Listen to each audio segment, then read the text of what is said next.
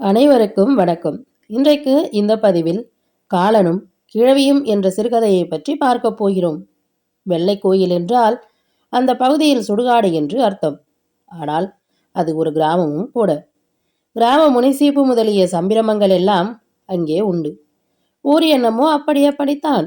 வெள்ளை கோயிலுக்கு போகிறேன் என்றால் உலகத்திடம் செலவு பெற்றுக் கொள்வது என்பது அந்த பகுதிவாசிகளின் வியாக்கியானம். ஆனால் வெள்ளை கோயிலுக்கு போய் திரும்பி வருகிறவர்களும் பலர் உண்டு.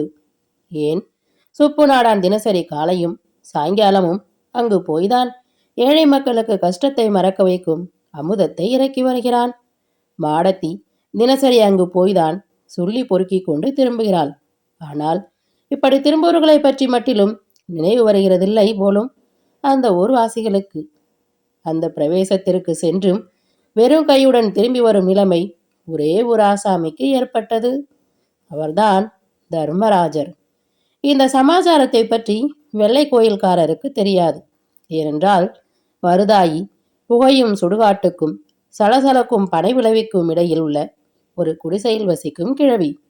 மருதாயிக்கு இந்த விலையில் பனையில் சிறுவிடல்களாக என்று தெரியும். அது மட்டுமா, கும்பினிக்காரன் பட்டாளம் அந்த வழியாக சென்றதெல்லாம் தெரியும். அந்த காலத்தில் மருதாயின் பறையன் நல்ல செயலுள்ளவனாக இருந்தான். வஞ்சகமில்லாமல் குடிப்பான். மருதாய்க்கு அந்த காலத்திலிருந்து மிடுக்கு சொல்லி முடியாது. அறுப்புக்கு சென்றுவிட்டு களத்திலிருந்து மடி நிறைய கொண்டு வரும் நெல்லை கல்லாக மாற்றுவதில் நிபுணி. சதிபதிகள் இருவரும் இந்த லட்சியத்தை நோக்கி நடந்தால் வெள்ளை கோயில் பக்கம் குடியிருக்காமல் வேறு என்ன செய்ய முடியும்? மருதாய்க்கு பிள்ளைகள் பிறந்தன.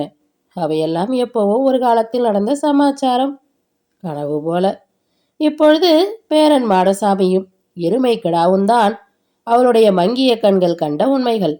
கிடாவை வெளியில் மேய விட்டு கொண்டு வருவான் பேரன். கிடாவும் நன்றாக கருகருவென்று ஊரார் வயலை மேய்ந்து கொழுத்து வளர்ந்திருந்தது. வாங்குவதற்கு ஆள் வருவதை மாடசாமி எதிர்பார்த்திருந்தான். மாடசாமி அவளுடைய கடைக்குட்டி பெண் வழி பேரன். கொஞ்சம் துடியான பயல். பாட்டனின் ரத்தம் கொஞ்சம் ஜாஸ்தி. அதனால்தான் மாடு மேய்க்கிற சாய்க்கில் கிழவியை குடிசையில் போட்டுவிட்டு போய்விடுவான். அவனுக்கு ஒரு பெண்ணை கட்டி வைத்து விட்டால் தனக்கு இந்த குடிசை காவல் ஓயும் என்று நினைப்பாள். கிழவி தன் கைக்கு ஒரு கோல் போல அவளுக்கும் ஒரு உதவிக்கட்டை தேவை என்று நினைத்தாள். காலத்தின் வாசனை படாத யமபுரியில் சிறிது பரபரப்பு. யமதர்மராஜா நீரிலேயே சென்று அழைத்து வர வேண்டிய ஒரு புள்ளியின் சீட்டு கிழிந்துவிட்டது என்பதை சித்திரபுத்திரன் மகாராஜாவிடம் அறிவித்தான். சித்திரபுத்திரனுக்கு ஓலை சுவடிகளை பார்த்து பார்த்தோ என்னவோ சிறிது காலமாக பார்வை அவ்வளவு தெளிவில்லை. நேற்றும் இன்றும் அற்றலோகத்தில் மாறுதல் ஏற்படுவது ஆச்சரியம்தான். இருந்தாலும் உண்மையை மறைக்க முடியவில்லையே. தர்மராஜாவின் சிங்காதனத்தின் மேல் அந்தரத்தில் தொங்கும் ஒளிவாளின் மீது மாசு படர்ந்து விட்டது. காரணம் மகாராஜாவின் தொழிலிலும் மனதிலும் மாசு படர்ந்ததால் என்று சிங்களர்களுக்குள் ஒரு வதந்தி. மகாராஜாவும் தன் முன் வரும் உயிர்களுக்கு நியாயம் வழங்கும் போதெல்லாம் அடிக்கடி உயர அண்ணாந்து வாளை பார்த்து கொள்வாராம். போருக்கு முதல்வனையும் ஊருக்கு முதல்வரையும் மகாராஜாவை நேரில் சென்று அழைத்து வர வேண்டும் என்பது சம்பிரதாயம். காலத்திற்கு அதிபதியான மன்னன் அந்த கைங்கரியத்தை செய்வதில் மனக்குழப்பம் ஏற்பட்டது. பூலோகத்திலே, குறிப்பாக வெள்ளை கோயிலிலே அப்போது அஸ்தமன சமயம். பேய்காற்று யமதர்மராஜாவின் வருகையை அலறி அறிவித்தது. பனைமரங்கள் தங்கள் ஓலை சிரங்களை சலசலத்து சிறகம்பம் செய்தன. சுடுகாட்டு சிதையில் வெந்து நீராகும் வாத்தியார் உடல் ஒன்று கிழவிக்கு கிடைக்கப் போகும் பெருமையை கண்டு பொறாமை புகையை கக்கி தன்னை அழித்து கொண்டது. எங்கிருந்தோ ஒரு கூகையின் அலறல். ஓடிப்போய் பேயாக மாறியாவது தனக்கு கிடைக்கப் போகும் சித்திரவதையிலிருந்து தப்ப முயலும் வாத்தியார் உயிரை மறித்து தூண்டிலில் மாட்டி மேல் நோக்கி பறக்கும் கிங்கரர்கள் மகாராஜா தூரத்திலே வருவதைக் கண்டு வேகமாக யமபுரியை நோக்கி செல்லலானார்கள். எங்கிருந்தோ ஒரு நாய் தர்மராஜனின் வருகையை அறிவித்து கொண்டு அழுது ஓலமிட்டது. கிழவி குடிசை கதவை இழுத்து சாத்தி இடுக்கான நடையில் வந்து உட்கார்ந்து வெற்றிலை குழவியை எடுத்து தடவினாள். கை கொஞ்சம் நடுங்கியது. என்றுமில்லாமல் கொஞ்சம் நாவறட்சி ஏற்பட்டது. சொவத்து பயலே, அந்தியில சந்தியில தங்காத, மாட்டை ஓட்டிக்கிட்டு வந்துருன்னு சொன்னா மூதி என்று சொல்லிக்கொண்டே தண்ணீர் களையத்தை எடுத்தாள். புறக்கடையில் திடுமென்று எருமைக்கிடா வந்து நின்றது. அதன் மேலிருந்த கருத்தையுவன் குதித்தான். ஏல மாடா, எத்தனை தடவைதான்ல உன்கிட்ட சொல்லி மாரடிக்க? மூதி, தொழுவில கட்டி பருத்தி விதைய அள்ளி வையே. பாளையங்கோட்டம்மா எசமா வந்திருந்தாவ, நாளைக்கு கெடாவை கொண்டாட சொன்னாவ என்றால் வந்தவனை பார்த்து. வந்தவன்தான் யமதர்மராஜா. பாவம், கிழவிக்கு அவ்வளவு கண் பஞ்சடைத்து போய்விட்டதா என்று அவன் மனம் இலகியது. கிழவியின் கடைசி விருப்பத்திற்கு தடையாக ஏன் இருக்க வேண்டும் என்று எருமையை தொழுவில் கட்டிவிட்டு பருத்தி விதையை அள்ளி வைத்தான். பூலோக தீனியை கண்டிராத எருமை திருதிருவென்று விழித்தது. கிழவி திடுக்கிட்டு விடாமல் இதமாக வந்த காரியத்தை தெரிவிக்க வேண்டும் என்று நினைத்து கொண்டு குனிந்து குடிசைக்குள் நுழைந்தான் யமன். ஏல ஐயா, அந்த வெத்தில சரிக இப்படி தள்ளி போடு என்றாள் கிழவி. வேற்றிலையை எடுத்து கொடுத்து விட்டு, அது இருக்கட்டும் கிழவி, நான் யார் தெரியுமா? என்னை நல்லா பாரு, நான் தான் என்று ஆரம்பித்தான் யமன். என்னல குடிச்சிட்டு வந்தியால? எனக்கு என்ன கண்ணு பொட்டையா போச்சு நினச்சிக்கிட்டியலோ? கிழவிக்கு அவன் நிறைநிலையை பார்த்ததும் மத்தியான சம்பவம் ஏதோ நினைவுக்கு வந்தது. சிங்கி குளத்தாமவளை, அவதான் சொக்கி, அவளை பார்த்துருக்கியால? நேத்தி கூட சொல்லி பொறுக்க வந்தாளே, அவள் அப்பங்காரன் வந்திருந்தான்.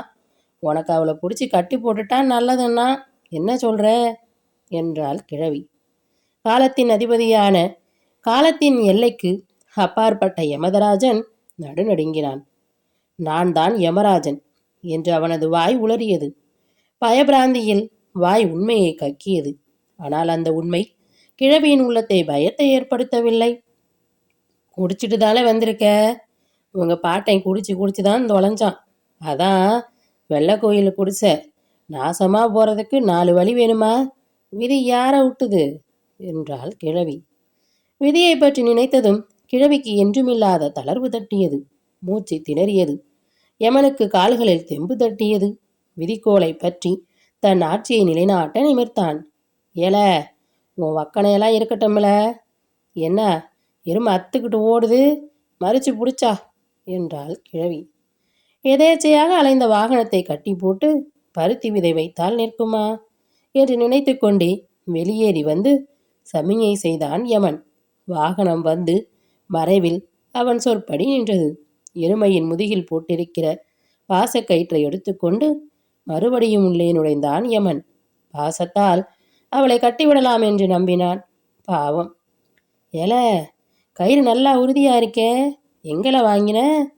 உங்க பாட்டன் இருந்தால, அவருக்கு அப்பங்காலத்துல தான் இந்த மாதிரி கிடைக்கும். அங்கனை சுத்தி ஒரு கொடியா கட்டி போடுவையி, ஒண்ணுமில்லாதுட்டா 4 ஓலையாவது சேர்த்து கட்டிக்கிட்டு வரலாம் என்றாள் அவள். பாசக்கயிற்று நுனியை கூரையை தாங்கும் விட்டத்தில் கட்டிக்கொண்டே நான் அவள் பேரன் அல்ல என்பதை கிழவிக்கு எப்படி தெளிவுபடுத்துவது என்று எண்ணினான் அவன். தனது சுய உருவை காண்பித்தால் பயந்து விட்டால் என்ன செய்வது என்றே நினைப்பு. வேறு வழி இல்லை. ஏ கிழவி, என்னை இப்படி திரும்பி பார் என்ற அதிகார துணியில் ஒரு குரல் எழுந்தது. கிழவி திரும்பி பார்த்தாள். கூரையின் முகட்டையும் தாண்டி ஸ்தூல தடையால் மறையாமல் யமன் தன் சுய உருவில் கம்பீரமாக நிற்பதை கண்டாள். நீ யாரப்பா? இங்கன என் பேரன் நின்றுகிட்டு இருந்தானே, அவனெங்க என்றாள் கிழவி. நான் தான் யமன், நான் தான் அவன், உன் பேரன் இல்லை என்றான் யமன். அப்படியா சேதி, வா இப்படி இரு என்று சொல்லிக்கொண்டே வெற்றிலையை தட்டத் தொடங்கினாள் கிழவி. இப்ப எதுக்கு இங்க வந்தியே என்று மருதாயி கேட்டாள். யமன் அவள் அருகில் உட்கார்ந்தான். அதனால் நின்றதன் கம்பீரம் மறைந்துவிட்டது. போருக்கு முதல்வனையும் ஊருக்கு மூத்தவரையும் நான் தான் அழைத்து போக வேண்டும் என்றான் யமன். அப்படின்னா என்று மருதாயி கேட்டாள். நீ என் கூட வர வேண்டும். நீ அப்பொழுது கட்டி போட சொன்னாயே, அது உன் எருமையல்ல, என் வாகனம் என்றான் யமதருமன். நான் உன் கூட வரணுமாக்கும். என்னை கூட்டிட்டு போவ உனக்கு திறமை இருக்கா? உனக்கு பாதி வேலை கூட சரியா செய்ய தெரியாத. என்னை கட்டோட கூட்டிக்கிட்டு போவ உன்னால முடியுமா என்றாள் மருதாயி. எனக்கு ஒன்றும் முடியாதா? நான் இதுவரை எத்தனை பேரை அழைத்து சென்றிருக்கிறேன். அது உனக்கு எப்படி தெரியும்? நீ என்ன புராணம் இதிகாசம் படிக்கக்கூடிய ஜாதியில் பிறந்திருக்கிறாயா? இப்படி சொல்லிக்கொண்டு போகும்பொழுதே யமனுக்கு தானே தனக்கு பொய் சொல்லிக் கொள்கிறது போல பட்டது. ஏனென்றால் அவனுக்கு மார்க்கண்டன் சமாச்சாரமும் நினைவுக்கு வந்துவிட்டது. அதெல்லாம் இருக்கட்டும், நீ என்னை கூட்டிக்கிட்டு போய் தின்னா நான் இருந்த நினப்ப, என்னை பத்தின நினப்ப, நான் வச்சிருந்த புழங்கின சாமானெல்லாம் உன்னோட எடுத்துக்கிட்டு போக முடியுமா? என்னமோ எமங்கிமன்னு பயமுறுத்துறிய. உன் தொழிலே உனக்கு செய்ய தெரியலையே, அதை தெரிஞ்சுக்கிட்டு என்கிட்ட வா என்று காலை நீட்டிக்கொண்டு முழங்காலை தடவினாள் கிழவி. என்ன சொன்னாய்? எனக்கா தெரியாது? இதோ பார், உன்னை என்ன செய்கிறேன் என்று உரிமிக்கொண்டு எழுந்தான் யமன். அந்தோ அவன் வீச வேண்டிய பாசக்கயிறு அவனே கட்டிய கொடியாக தொங்கியது. உன்னால என் உசிரத்தானே எடுத்துக்கிட்டு போக முடியும். இந்த உடலை கூட தூக்கிட்டு போவ உனக்கு திறமை இருக்கால? யோசிச்சு பாரு. உன்னை வேறையா மாற்ற முடியும். உன்னால் அழிக்க முடியுமா? அடியோட இல்லாமல் ஆக்க முடியாதே. அப்புறமில்ல உனக்கு பழசுன்னா அவ்வளவு கிள்ளிக்கீரனா நினைச்சியதே என்று பொக்கை வாயை திறந்து காட்டி சிரித்தாள் கிழவி. கையை பிசைந்து கொண்டே வெளியேறினான் யமன். அன்றுதான் அவனுக்கு உண்மையான தோல்வி. மார்க்கண்டேயின் சமாச்சாரம் கூட அவனுக்கு அன்று வெற்றி மாதிரியே புலப்பட்டது. யமராஜாவின் தோல்வியை கண்டு தன்னை காப்பாற்றி கொள்ள போய் பதுங்கியது போல பேய்க்காற்றும் ஓய்ந்து நின்றது. மாடசாமி எருமையை ஓட்டி கொண்டு வந்து சேர்ந்தான். கட்டுத்தறியில் தீனி போட்டு பருத்தி விதை வைத்து தயாராக இருந்ததை கண்டான். குரட்டை கிழவிக்கு வெறுமிடத்தில் எருமை இருப்பதாக தோன்றியதால் எல்லாம் தானாக தடவி தடவி செய்திருக்கிறாள் என்று அவனுக்கு தோன்றியது. உள்ளே நுழைந்தான். வாயில் வெற்றிலையை குதைப்பிக் கொண்டே கிழவி யமதேவனின் விஜயத்தையும் தோல்வியையும் பற்றி சொன்னாள். மாடசாமி வாலிபத்தின் அவநம்பிக்கையுடன் சிரித்தான். குருட்டு மூதி, என்னவோ உளறுது என்று முணுமுணுத்தான். இருந்தாலும் நல்ல கெட்டிக்கயிறு, காஞ்ச சருகாவது கட்டலாம், கைக்கு வந்தது தவறிவிட்டதே என்று அவள் ஏங்கியது அவனுக்கு கொஞ்சம் நம்பும்படித்தான் இருந்தது. இத்துடன் இந்த கதை நிறைவடைந்தது. அடுத்து வரும் பதிவில் மற்றும் ஒரு நல்ல கதையுடன் சந்திப்போம். நன்றி, வணக்கம்.